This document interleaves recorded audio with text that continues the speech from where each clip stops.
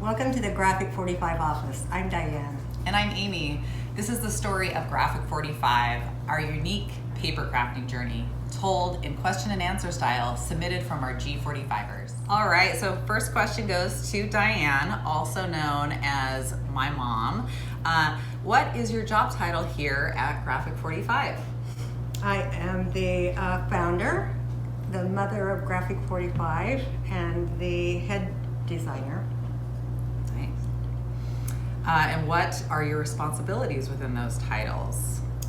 I get to keep everyone in line. Actually, I don't keep everyone in line. It's your job. I am over the creative aspect of Graphic 45. And what is your nickname, Diane? In college, it was the Blade, because before computers, everything was dependent on hand skills. And I used an X-Acto knife to cut layers and layers of collage, which has always been my favorite medium for design. Nice. Amy, what is your job title and your responsibilities? I am the Director of Operations, which includes a lot of different things. So I oversee just the management of the company and making sure we're going forward, doing budgeting and projections. Also do a lot of development with the product and oversee that. And also marketing and the team in the Portland office is one of my main responsibilities. And of course, planning trade shows. And our GPS. And I'm also the navigator on all of the trips. Which is really important. Amy, what is your nickname? My nickname is the Big Boss. It's not, it's the little boss. I'm the big boss.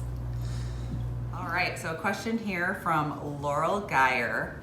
How did the name Graphic 45 come about? That's an oft-asked question. I had been working in the apparel industry as a pattern designer. I'd owned a company, and after 25 years, the industry went offshore, and I found myself without a job and pretty frantic. I had 2 kids in college and 4 kids at home, and decided that my best option was to go back to school, which was challenging, overwhelming, but it was 2 of the best years of my life, and ended up naming a freelance company, Graphic 45, in honor of graduating with a graphic design degree at that age. And then later, when Amy and I started Graphic 45 as we know it, decided it was a perfect name, perfect fit. Perfect tribute to being able to start over. And even though faced with all that, those obstacles, that you could redefine and start fresh, which I think is what the company was founded on, and it's been such great momentum for us. Truly. So this question is, what was the first collection and in what year? See, Amy, you can. And that question is from Patty Capel. All right, thanks Patty for asking the question. Our very first collection was Times Nouveau, which has the ladies that we have in our logo. And that was in 2008 when we launched the very first Craft and Hobby Association CHA show in Anaheim, California. All right, and this question is for Diane from Sheila. Could you have launched Graphic 45 without Amy? And I'm happy to answer this. The answer is a big no.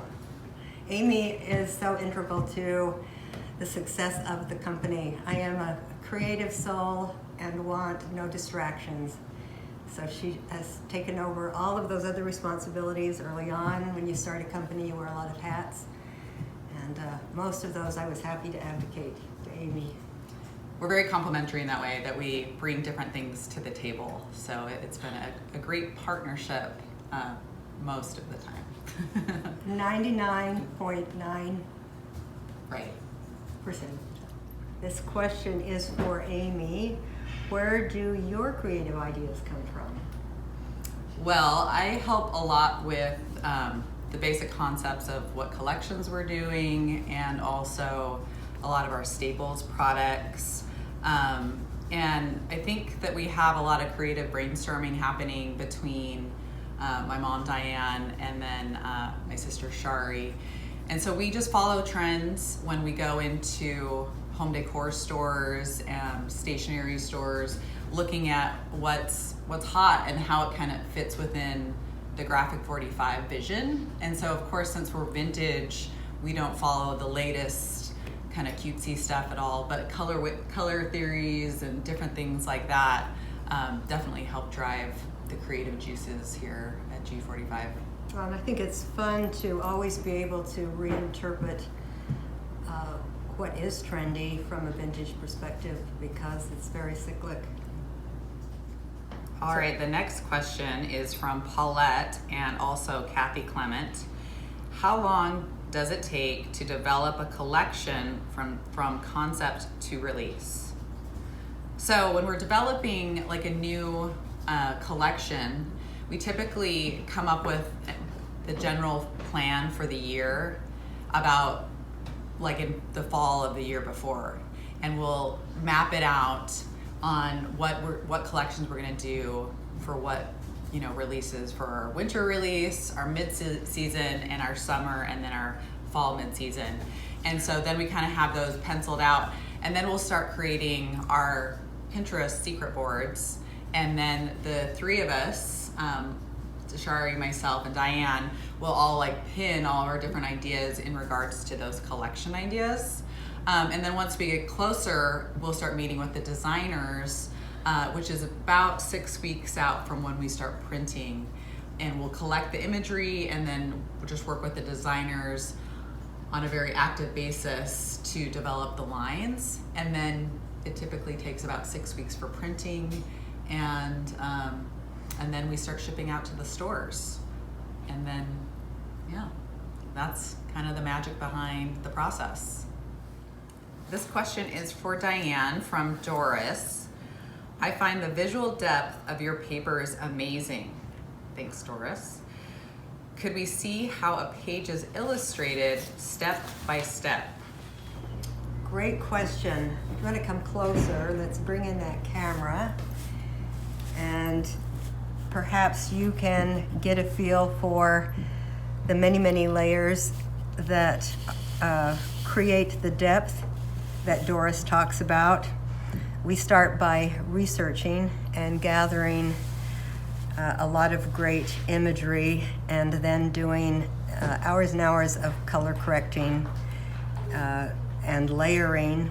And in the course of telling a story on this signature page, we create the kind of like the core elements of the collection, right? Right. So you can see like there's these elements like the beautiful flowers and these stamp, like with these adorable cat and the dogs and the plaid, and those items get incorporated in other papers throughout the line. So like this beautiful like red, the floral, and also those stamps. You can see that signature page is setting the tone for the collection. So all of those elements are kind of, we want those core pieces to be on that signature page, and then you're gonna see them throughout the whole line, and they all just work perfectly together. So you can mix and match with all your paper crafting projects, and it looks great, right? It does, and you pretty much can't go wrong. We try to make sure that all of the pages in a collection coordinate beautifully together. It doesn't matter which ones you put together, you're going to come up with a fabulous project. This is a great question from Janet and Sandy. Amy, how do you decide what collections to bring back as Deluxe Collector's Editions? That is a great question. So when we are deciding on the Deluxe Collector's Edition, the number one thing is we first want to look at the popularity of a collection. So we don't bring back all of the collections. I wish that we could, but we bring back the most popular. And then we take we have a spreadsheet here in the office. So when you send in your Facebook request or you send in an email into info@g45papers.com and you request a certain collection, we're actually keeping track of those requests. And so when we're reviewing and I'm looking at like what collection we should do next, those things are coming into play. So if you have a collection that you really are hoping will really release, make sure to send us an email. Okay, so this question is for both of us. How is it working with family, and any lessons, have we learned any lessons by working with family? Yes. I'll let you start with that one. Yes, we've learned a lot of lessons in 11 years of working together. Number one, nothing is more important than family, not Graphic 45. It has brought us closer together. We feel really blessed to be able to have worked together and grown up together. We've done a lot of learning together. Well, it's been really nice because I don't know if all of you know this, but we're a dually based company. So our operations office and Graphic 45, if you call or email us, you'll call the Portland office, and myself and my two siblings, Shari and Jeff, live here in Portland.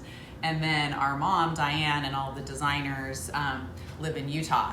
And so it's been really nice because even though we live a few states away from one another, because of the trade shows and going and teaching at different events, we get to see each other at those things. And I think a lot of people don't enjoy spending as much time with their family as we do, but we all happen to get along pretty well most of the time. I mean, there've definitely been some times over the last 11 years, but for the most part, we have pretty good relationships. So And better now than when we started. yeah. This is a great question for Aimee. What other interests do you have, and how do they influence your work? Oh, what other interests? I am a avid outdoors woman. If you follow any of my social media accounts, you might already know that about me. I really love mountaineering and alpine climbing, as well as rock climbing or paddleboarding, pretty much anything outside. And if I can take my dog Henry, that is usually what will happen if possible. It does definitely influence me in the workplace as far as just being an overall happier, more energized person when I come in on Mondays, for sure. And I think just in general, like, we love traveling, and that's a big thing that we like to do, and we've definitely had a lot of collections be inspired by our travels. So this question is from Deanne, and this is to both myself and to Diane. Do you have craft rooms at home, and do you have any organization tips? And I do not have a craft room at home because I work here in the Portland office, where we have everything you could ever imagine of Graphic 45s, and then all of our partner products, because we share a lot of goodies with other companies in the industry. So we have a fully stocked craft office where we get develop classes and new products here. And so this is my creative space. And we actually, in years past, have had card making night, where we have invite our friends, and we all come in and they get to use all the goodies here, which is a lot of fun. And some organization tips before I give it over to Diane is we, as you all know, love vintage things, and so we have different like bottle holders and other kind of findings that we found through garage sales that we store all of our tools and other what you will habits. So. And she learned that from the best. She Of learned that course. from her mama.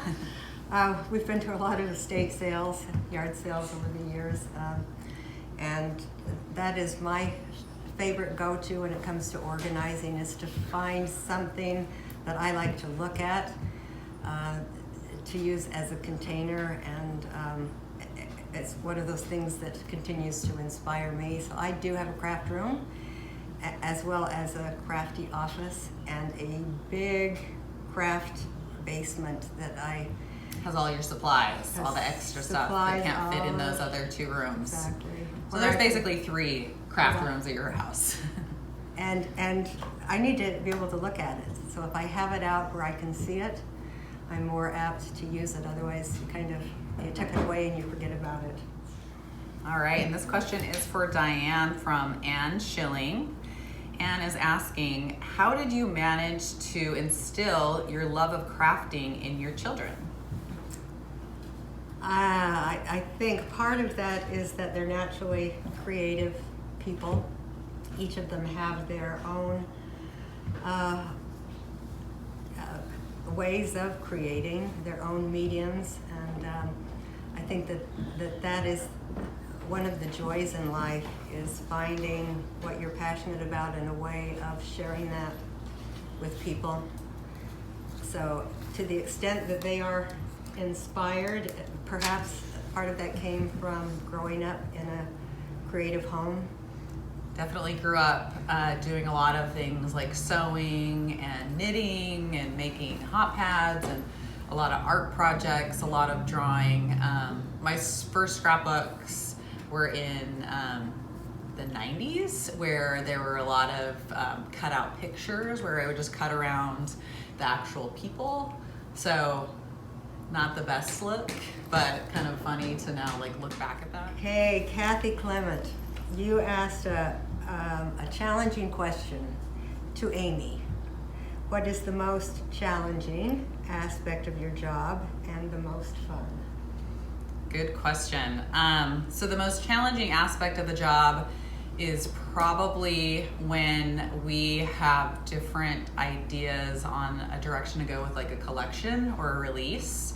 Because Diane and I come from the design process from different perspectives. Usually my input is coming into play with backing, with the finance, the numbers on past collections. And so I'm usually trying to make decisions in that way, when Diane's usually trying to look at it in more of the creative process and from that point of view. And so we can tend to butt heads there. And so we've had some fun conversations. But over the years, we've learned kind of how to work through those conversations and try and compromise. No, but we do a pretty good job at that. And the most fun part of the job, I love the trade shows. I love seeing the familiar faces and the connecting with people that we've built relationships with over the years. And of course, getting to travel with those shows and for workshops and things is always a blast too. All right, question for both of us. Any tips on starting your own company, especially for women out there? It's a timely question. I would say be willing to work hard and make a lot of sacrifices, and be tenacious. Don't give up or take no for an answer. Keep going. Yeah, I think for us, it was really helpful to have partners that bring different complementary skill sets. And so if you are going to have a partner in your project, trying to be thoughtful and strategic about that person's skills. Question here is, what is your favorite memory from the G45 journey? Or what is one of your favorite memories? Well, first of all, thank you all for the journey. So many memories. Probably one of the most poignant was early on. We were maybe a couple of years old, and I think it was on our first trip to Australia. Someone came up and asked if we would take time to talk to one of their friends who was struggling with the death of her husband. And of course we agreed, and this lovely, lovely woman was so grateful for the Graphic 45 collections that she'd had to help her work through her grief, and was very loving and effusive, and it was just such a precious, sweet experience that really helped us realize how important each of you are to this mutually wonderful experience. Okay, what is your favorite memory from the Graphic 45 journey? Ooh, that's a hard one. We've had so many. But one memory that really sticks out was our second trade show, our CHA show, when we were in Chicago. And we were this tiny little 10 by 20 booth. And it was just, there was the two of us and we had one other person helping us. And we'd set up this booth and we were just getting started. And so we were super nervous about if G45 was gonna make it or not. And we had this display with botanical tea, and we made this bedspread out of the paper, the signature page, and it was just so out of the box in comparison to what was going on at all the shit with the shows. And we won best of show. And at that same show, we got picked up by a couple big accounts, and I just remember realizing, like, okay, this is real. Like, this is gonna happen. And that definitely always sticks in my mind. I have so many wonderful memories.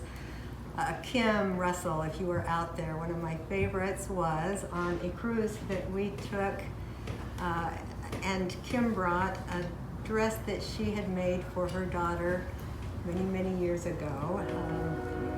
In another life, I had designed patterns, had a company designing children's clothing, and she brought a dress from a pattern, and which brought back lots of wonderful memories and some major bonding. So it was such a cool moment to see, like, this is a pattern from your company, Enchanted Forest, which you had started when I was a baby, and a lot of those dresses I had worn in like catalogs and things for this pattern company. And so then for Kim to bring one of these dresses from that pattern was such a special moment, I think, for all of us. So that was a really good one.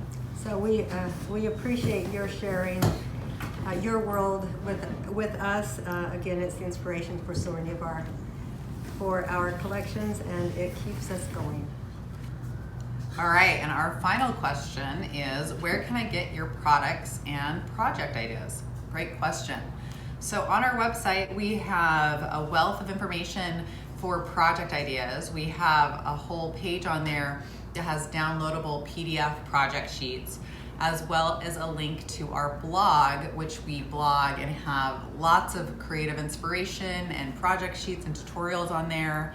And as far as getting the product, on the website, g45papers.com, you can also check out our store locator to find a store near you that carries Graphic 45. Or, of course, you can buy directly from us on the shopping cart there. Thanks so much for joining us today. If you want more Graphic 45 inspiration and to hear about our latest products and new exciting things, be sure to subscribe below. Thanks for coming. Happy paper crafting. Happy paper crafting.